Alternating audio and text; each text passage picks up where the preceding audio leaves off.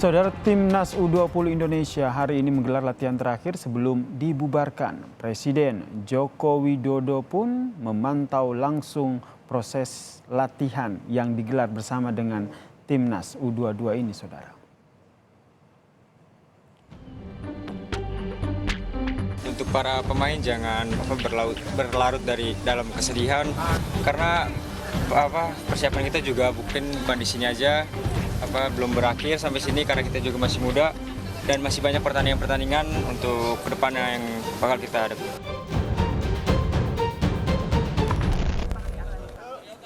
Kapten Timnas U20 Muhammad Ferrari menyampaikan apa pesan yang disampaikan oleh Presiden Joko Widodo kepada Timnas U20 saat bertemu dengan Joko Widodo di Stadion Gelora Bung Karno, Jakarta. Pertemuan ini sekaligus pengumuman Timnas U20 dibubarkan. Kepastian dibubarkannya Timnas U20 disampaikan pelatih Timnas Shin Tae-yong di tengah sesi latihan di Stadion Gelora Bung Karno. Lantas, apa rencana para pemain setelah Timnas U20 batal berlaga dan dibubarkan? Salah satu pemain Hoki Caraka menyebut, rencananya pemain Timnas U20 akan digabung dalam satu tim untuk tetap mengasah kemampuan dan bisa ikut berkompetisi. Hoki menyebut pembentukan satu tim ini adalah rencana yang disampaikan oleh Presiden Joko Widodo saat bertemu dengan mereka. Tadi Pak Presiden berencana anak-anak Timnas U20 ini akan digabungkan dalam satu tim biar chemistry kita nggak hancur, karena kan kita kemarin seminggu pulang terus kumpul lagi kan pasti chemistry hilang lagi. Mungkin itu masih dalam rencana, semoga bisa terwujud aja. Artinya tetap mengasah skillnya ya? Iya. Untuk Piala Dunia di masa depan.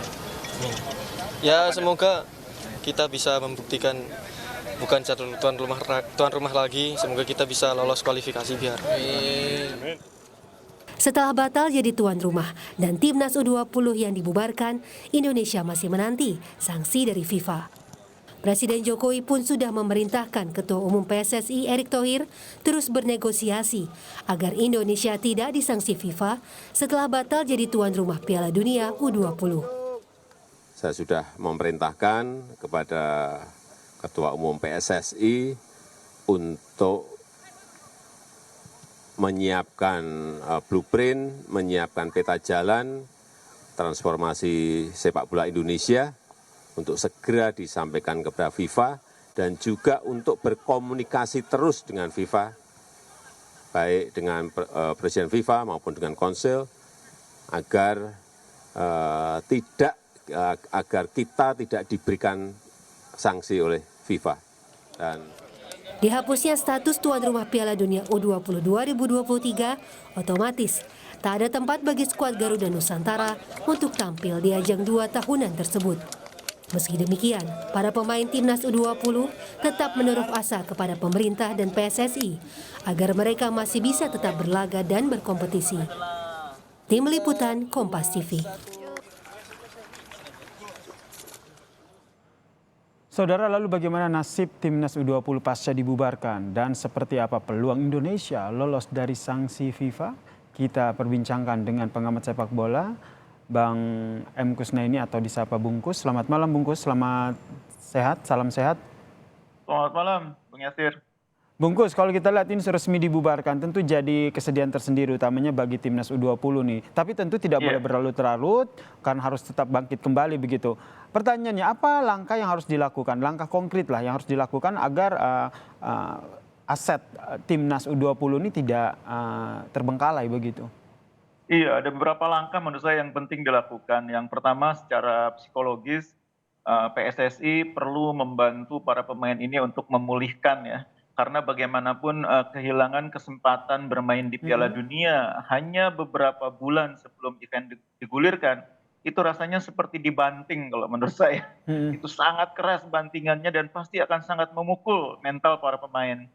Perlu dibantu para pemain ini dipulihkan mentalnya supaya mereka siap untuk menjalani kehidupan pasca dibatalkannya Piala Dunia U20 di Indonesia. Itu yang pertama. Yang kedua, PSSI mungkin juga perlu memberi ruang bagi pemain-pemain yang mungkin punya cita-cita lain selain berkarir di sepak bola. Misalnya tadi ada yang menginginkan berkarir sebagai aparatur negara, entah itu kepolisian, entah itu TNI, perlu dibantu mungkin melalui jalur prestasi ya, karena kita tahu bahwa ada jalur prestasi juga yang biasanya diberikan kepada mereka yang punya prestasi. Pemain ini memang belum sempat menunjukkan prestasinya di Piala Dunia, tapi mereka terpilih dalam skuad Piala Dunia itu juga harus dimaknai sebagai prestasi tersendiri gitu ya. Nah, Oke. ini yang harus diakomodasi.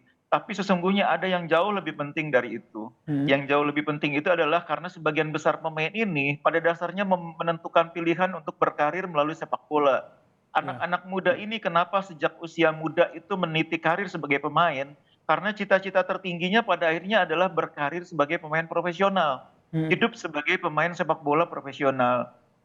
Nah, ini harus menjadi perhatian betul bagi PSSI. Jadi PSSI jangan hanya sibuk dengan transformasinya, tapi salah satu bagian dari transformasi itu adalah memberi ruang bagi pemain-pemain muda ini berkompetisi. Dan itu Ini yang yang jadi disampaikan oleh Presiden Joko Widodo ya Bungkus, bahwa tadi juga kita dengarkan di paket berita sebelumnya bahwa Hoki Caraka menyatakan bahwa apa yang disampaikan Presiden Jokowi akan membentuk satu tim dari skuad timnas U20 ini sehingga mereka bisa berkompetisi lagi begitu, mengikuti ajang-ajang ataupun berlaga lagi. Apakah kemungkinan itu bisa terrealisasi? begini, yang saya maksud itu bukan super tim seperti yang dibayangkan oleh Hoki Caraka atau mungkin pemain yang lain ya. Mm-mm. Pembentukan super tim semacam itu mungkin sudah agak apa ya, idenya sudah tidak lagi modern pada saat ini, Oke. sudah ide lama ya. Jadi pembentukan tim seperti Primavera, dulu Barretti, itu kan kurang lebih sama seperti yang dibayangkan gitu ya. Menurut saya sekarang sudah tidak tepat lagi. Karena sebagian besar pemain yang ada di timnas U20 saat ini adalah pemain yang sudah menyandang status profesional. Iya, Mereka betul. sudah terikat kontrak oleh klubnya masing-masing. Jadi kalau Termasuk kapten dicabut, tim yang sudah masuk di Persija ya. jadi kalau tiba-tiba diambil dari tim Persija dan harus masuk tim itu, dia punya persoalan hukum dengan klubnya saat ini. Ada Ferrari, ada Kakang, ada Robby Darwis, ada Marcelino. Banyak sekali pemain yang sudah berstatus pemain profesional. Itu ide lama yang sudah tidak lagi tepat diterapkan di Dan zaman berarti sekarang. kemungkinan besar tidak akan terrealisasi ya tadi seperti yang disampaikan bahwa akan membentuk tim Iya, kembali ya. maksud saya begini. Jadi yang dibangun oleh PSSI adalah kompetisi di bawah usia 20 tahun. Itu yang selama ini harus dibangun oleh PSSI sehingga pemain-pemain ini punya ruang untuk berkompetisi. Dan itu bukan hanya pemain yang sekarang ada di skuad timnas U20, tapi juga ada ribuan pemain lain di luar timnas sekarang, di luar skuad timnas yang sesungguhnya juga membutuhkan kompetisi. Jadi anak-anak usia 20 ini tidak semuanya punya keberuntungan seperti Ferrari, Marcelino Betul. yang sudah bisa masuk tim profesional ya. Masih banyak yang saat ini kompetisinya baru kompetisi level elit profesional akademi, masih akademi gitu ya, atau kompetisi junior. Nah, mereka harus dibuat kompetisi supaya mereka tetap bisa mengasah kemampuan dan menjaga mimpinya untuk menjadi pemain profesional suatu hari nanti. Nah, itu Jadi mengakomodirnya seperti apa, Bungkus? Terlebih kalau kita lihat informasinya juga dari timnas U20 ini sebagian kalau tidak salah ada 7 pemain begitu yang nantinya akan dialihkan ataupun digabungkan dengan timnas yang akan berlaga di SEA Games nanti. Kemudian nasib pemain timnas yang lain ini seperti apa mengakomodirnya? Iya, sebagian sudah ada yang masuk di tim senior, di tim profesional ya. Tapi masih banyak yang statusnya masih sebagai pemain pelapis sehingga berkompetisinya jarang. Yang betul-betul mendapat kesempatan rutin bermain kan hanya Ferrari, kemudian Marcelino sebelumnya di Persebaya, Arhan Fikri di Arema, Kakang, Robby Darwis, tapi tidak semuanya punya kesempatan yang sama. Karena itu tetap harus ada kompetisi namanya tim apa ya, tim cadangan atau tim pelapis atau tim B yang itu sebetulnya seiring berjalan dengan kompetisi tim utamanya liga. Jadi ada Liga 1, U20 atau U21 supaya anak-anak muda ini punya ruang untuk tetap berkompetisi. Ini bukan ide baru, di Eropa semuanya juga sebagian besar begitu. Cuma Indonesia dari dulu tidak konsisten menerapkan. Pernah ada tapi tidak konsisten. Nah, Pak Erik sekarang sebagai Ketua Umum PSI yang baru harus konsisten membangun sistem kompetisi itu yang terstruktur dari seniornya ke 20, ke 18, ke 16, lalu masuk ke level pembinaan usia muda di grassroots. Ini kan tuntutannya adalah ataupun yang Anda dorong adalah bagaimana membentuk kompetisi yang profesional begitu untuk U20. Tapi di sisi lain kita kan masih dibayang-bayangi oleh sanksi FIFA yang kemungkinan besar kompetisi juga tidak bisa dilakukan, Bungkus. Ini persoalan lain. Jadi pada saat bersamaan kita mencoba menyembuhkan persoalan luka para pemain timnas U20, kita di sisi yang lain, terutama di PSSI, harus berusaha keras kepada FIFA melakukan diplomasi, melakukan komunikasi untuk meyakinkan FIFA bahwa apa yang terjadi kemarin itu sesungguhnya bukan mewakili gambaran tentang sikap sepak bola Indonesia secara keseluruhan. Jadi standing position kita pada dasarnya menurut saya sebagian besar itu sesungguhnya menginginkan Piala Dunia tetap digelar di Indonesia. Bahwa memang ada yang menolak itu kita akui sebagai fakta. Tapi kalau dibaca secara keseluruhan, secara utuh, mayoritas rakyat Indonesia sesungguhnya lebih menginginkan Piala Dunia tetap digelar di Indonesia. Jadi FIFA tidak boleh mengambil hanya dari pemberitaan media, hanya dari selembar, 2 lembar surat yang mereka terima, tapi utuh melihat persoalannya. Nah, supaya bisa melihat secara utuh, itu tugasnya PSSI meyakinkan FIFA. Seberapa besar mengkomunikasikan. peluang Erick Thohir akhirnya bisa meyakinkan FIFA?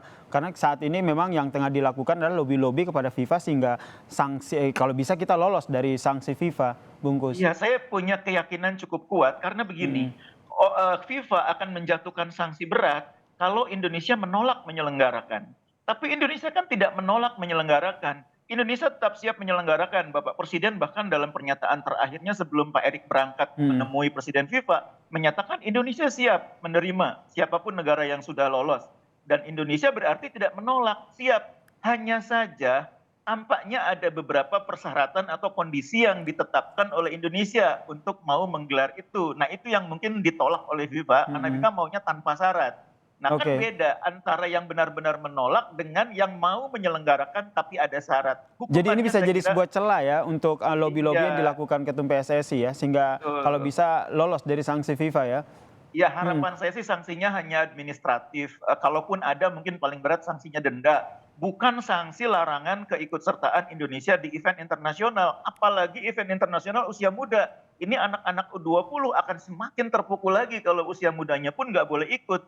Karena anak-anak U20 sekarang adalah anak-anak yang berpeluang ikut kualifikasi untuk Olimpiade.